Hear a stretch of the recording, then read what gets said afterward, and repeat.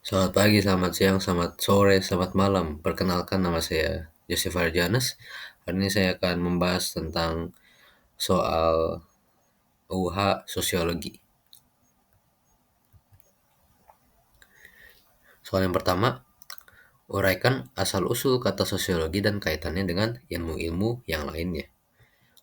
Jadi, sosiologi itu berasal dari bahasa Latin socius, yang berarti kawan atau masyarakat, dan dari bahasa Yunani logos, yang berarti ilmu atau pengetahuan. Dengan demikian, sosiologi dapat diartikan sebagai ilmu yang mempelajari tentang masyarakat, hubungan antar manusia, serta proses-proses sosial yang terjadi di dalam kehidupan bersama. Sosiologi memiliki kaitan erat dengan ilmu-ilmu sosial lainnya, misalnya dengan antropologi yang meneliti kebudayaan, dengan ilmu politik yang mempelajari kekuasaan dan pemerintahan, dengan ekonomi yang membahas produksi dan distribusi, dengan psikologi yang menelaah tingkah laku individu, serta dengan sejarah yang menguraikan perubahan-perubahan masyarakat di masa lampau. Semua berkait semua keterkaitan ini menunjukkan bahwa sosiologi bersifat multidisipliner, namun tetap memiliki fokus kajian tersendiri pada pola interaksi sosial. Yang kedua, deskripsikan tentang perkembangan awal sosiologi.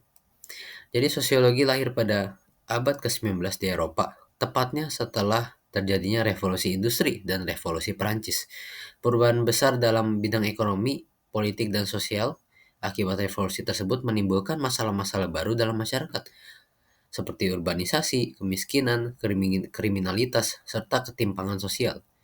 Auguste Comte, seorang filsuf dari Prancis, kemudian memperkenalkan istilah sosiologi sebagai ilmu yang mempelajari masyarakat dengan pendekatan ilmiah. Comte dikenal sebagai bapak sosiologi karena peran besarnya dan merumuskan dasar-dasar ilmu ini. Ia menekankan bahwa masyarakat harus dipelajari secara positif, artinya menggunakan metode ilmiah yang rasional dan empiris atau nyata. Yang ketiga, ilmu sosiologi dapat berfungsi sebagai ilmu murni dan ilmu terapan. Sosiologi berfungsi sebagai ilmu murni ketika tujuan utamanya adalah mencari pengetahuan demi pengembangan teori. Sementara itu, sebagai ilmu terapan, sosiologi itu dimanfaatkan untuk memecahkan masalah nyata dalam kehidupan masyarakat. Contoh yang pertama, struktur sosial di perkampungan miskin biasanya ditandai oleh ikatan sosial yang kuat karena adanya solidaritas antar warga. Namun struktur ini juga rentan terhadap masalah seperti pengangguran, rendahnya pendidikan, serta kurangnya fasilitas kesehatan dan perumahan.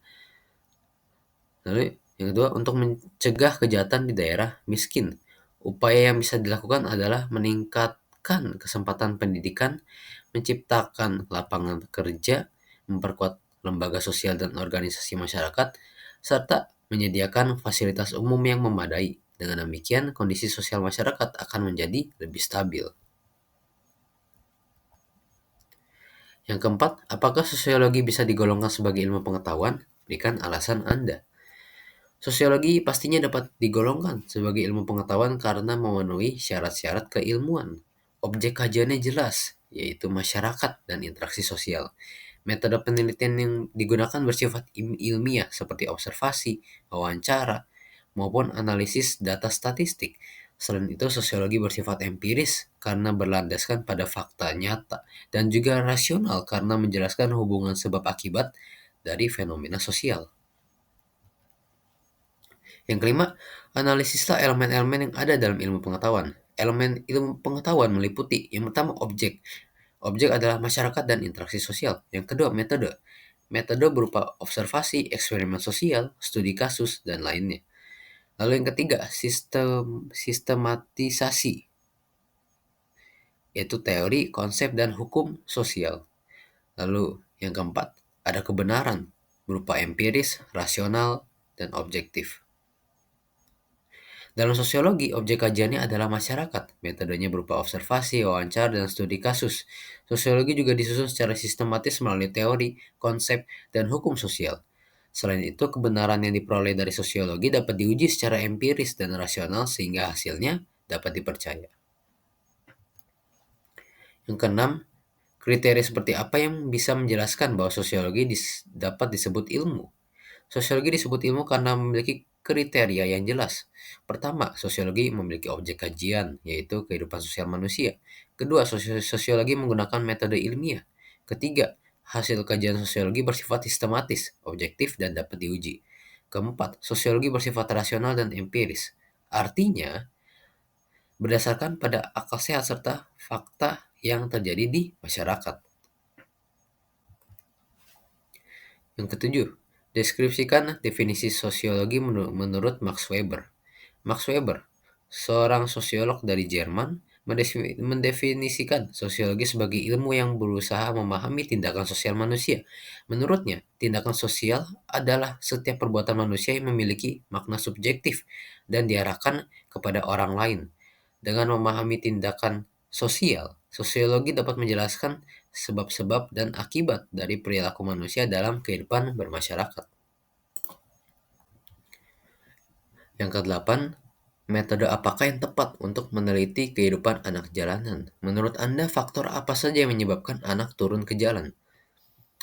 Untuk meneliti kehidupan anak jalanan, metode yang tepat adalah observasi partisipan, wawancara mendalam, serta studi kasus. Dengan metode ini, peneliti dapat memahami kondisi anak jalanan dari pengalaman langsung dan penuturan mereka. Faktor-faktor yang menyebabkan anak turun ke jalan antara lain kemiskinan keluarga, rendahnya tingkat pendidikan, keretakan dalam rumah tangga, urbanisasi, serta kurangnya lapangan pekerjaan bagi orang tua. Kondisi tersebut membuat anak-anak mencari nafkah sendiri di jalanan. Yang kesembilan, deskripsikan secara singkat tentang perkembangan sosiologi di Indonesia. Sosiologi di Indonesia berkembang setelah masa kemerdekaan. Awalnya sosiologi dipengaruhi oleh pemikiran Barat, tetapi kemudian menyesuaikan dengan kondisi masyarakat Indonesia.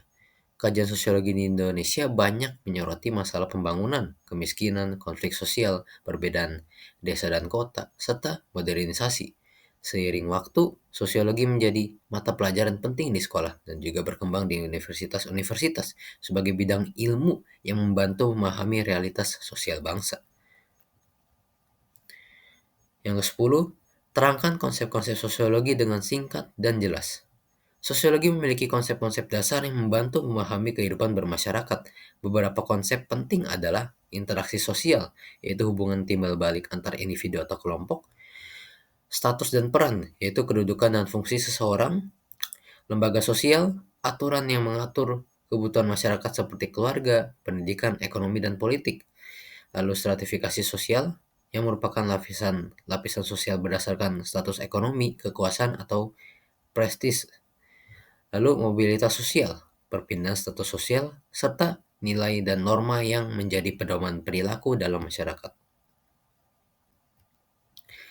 Kesimpulan atau penutup hari ini, dari uraian tersebut dapat disimpulkan bahwa sosiologi itu adalah ilmu yang lahir dari kebutuhan untuk memahami masyarakat secara ilmiah. Ilmu ini tidak hanya bersifat teoritis tetapi juga praktis, karena dapat membantu memecahkan berbagai masalah sosial. Di Indonesia, sosiologi telah berkembang menjadi ilmu yang penting untuk memahami dinamika masyarakat yang kompleks dan terus berubah.